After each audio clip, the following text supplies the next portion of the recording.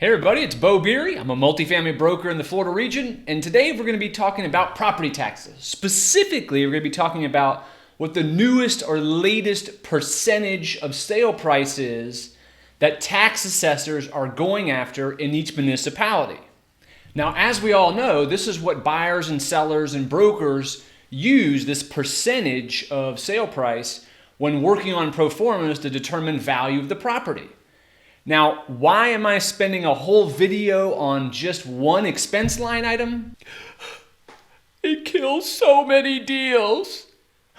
On a serious note, the reason property taxes are such a big deal is because the tax assessors usually lag quite a bit what the market value is, especially in up markets. And it becomes even more pronounced the longer someone owns a property. So if someone has had something for 10 years, and we're in an up market, that's usually going up way higher than what the assessed value may be. So now we're going to dive into a spreadsheet, which you know I love to do spreadsheets, and we're going to go over what the latest percentages we should all be using, at least in the northern half of Florida. And when you're looking at the spreadsheet, this is a spreadsheet you can set up for whatever market that you're in. Okay, so here's my spreadsheet that I use, which basically has all the closings in each market. And the first thing you'll notice is that I'm looking at 2018 sales and the sales prices. And now I'm looking at the next year, 2019, assessed values that the property appraisers put on it.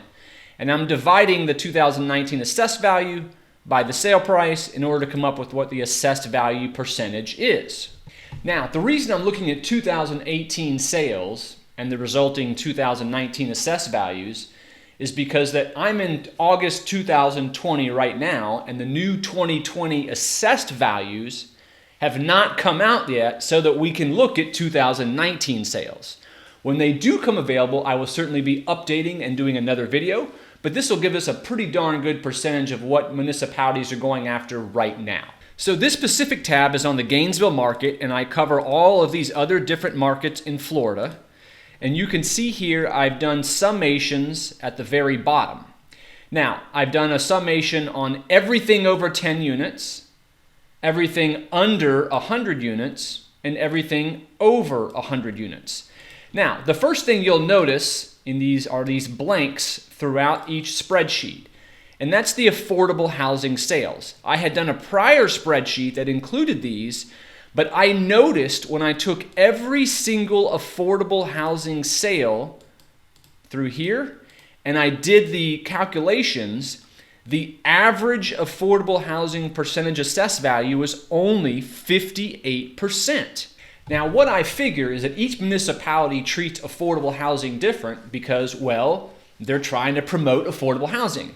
I'm going to find that out by calling a few municipalities to see if that's actually what's going on, but it's obvious in numbers that's what's going on. So what I've done is, in this particular spreadsheet, I've removed all the affordable housing sales so that I don't mess up the most frequent transaction, which is market rate and student housing. So going back to the Gainesville tab as an example here, we see here that it is pretty much staying on par with that 80%. Now this Gainesville is a little bit lower. We'd probably call this 75%. And then over 100 units, it's definitely around that 80% mark. Ocala, roughly the same. Tallahassee, I won't go through all these. I'm just going to show you my spreadsheet. Jacksonville obviously has a lot more transactions, so it's deeper. And again, this is every single sale in each of these markets over 10 units. I track all of them. Market rate, affordable, senior, student, the whole shebang, right? Here's all of these. But I've done a combined tab. So let's take a look at this bad boy. So let's pay attention mostly to the under 100 and over 100. Everything that's in yellow would be the lowest percentage in each category, and everything in pink is the highest. And then what I've done is you can see each city here across the plane, and then I've taken averages and medians of all of them together.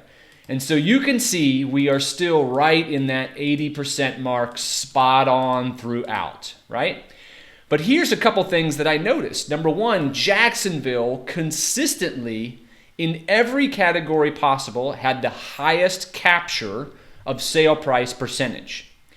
Tallahassee was everything over 10 units and everything above 100 units, the best place, perhaps a good place to buy in for property tax percentage purposes. And Gainesville was the leader, though not by a whole lot, in the under 100 unit mark. But looking at Jacksonville, man, Jacksonville is going after blood on those sale prices. Every single transaction, and there's more transactions there than just about all of the markets except Orlando, and they're still going after the highest percentage. Ooh. Okay, closing out on the spreadsheet, one might consider a 75% assessment on anything under 100 units in the Gainesville market, and you may be considering 70 to 75% for anything over 100 units in Tallahassee. But in Jacksonville, you may be looking at 80 to 85% on any sale, and the rest of them are around 80%. Okay, now we also have to talk about how property assessors actually do the taxes. They don't actually go after 80 or 85%. That's not an actual calculation they use. They use the same methods as all appraisers do, right? Sales comps, replacement costs, and income approach, right?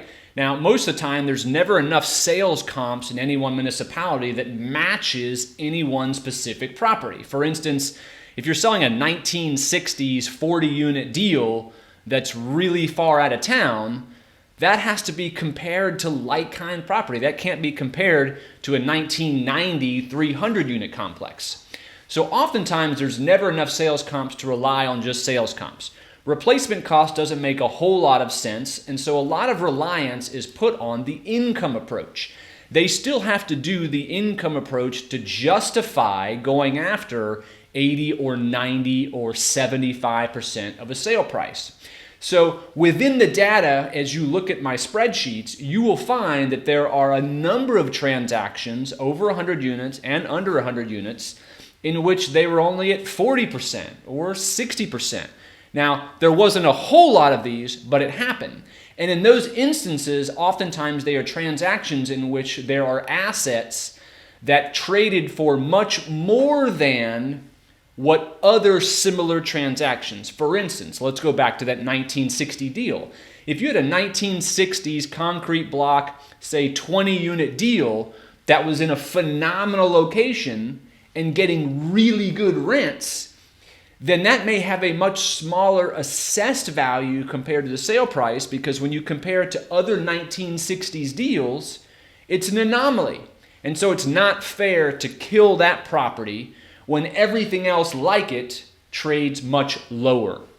And the other oddity is that, and a lot of folks don't know this, but if there are multiple parcels purchased on one deed, meaning either you bought several apartment complexes on one deed, or maybe you bought a whole bunch of, let's just say, quadruplexes on one deed, then that becomes a disqualified transaction with the Department of Revenue, which is who all municipalities report to.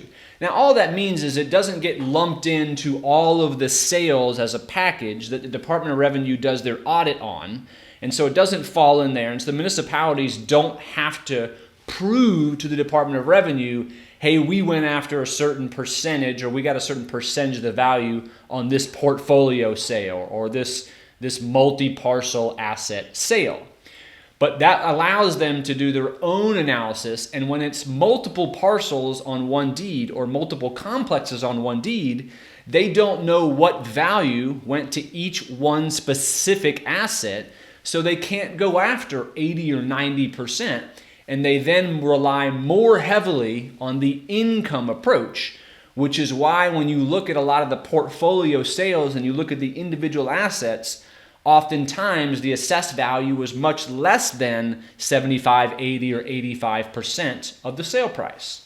And just to prove my point here on how all of them are not at 75, 80%, these are instances in which 58%, 42%, 41, 54, in every municipality, there are transactions at which trade much lower. Now, you can tell in Jacksonville, like I said, except for this one right here, they are really going after that big 80 percentile. But in most of these markets, there are a number of anomalies that, that prove that there are transactions that are performing way above their body weight or their punching weight, if you will, because of how good of locations they're in. Okay, everybody, that's the video on the taxes. If you like it or have any comments about it, please comment below. Please like the video. It really helps if you subscribe to the video. I do lots of stuff like this, especially spreadsheet work. Love spreadsheet work. And I'll see you guys on the next one.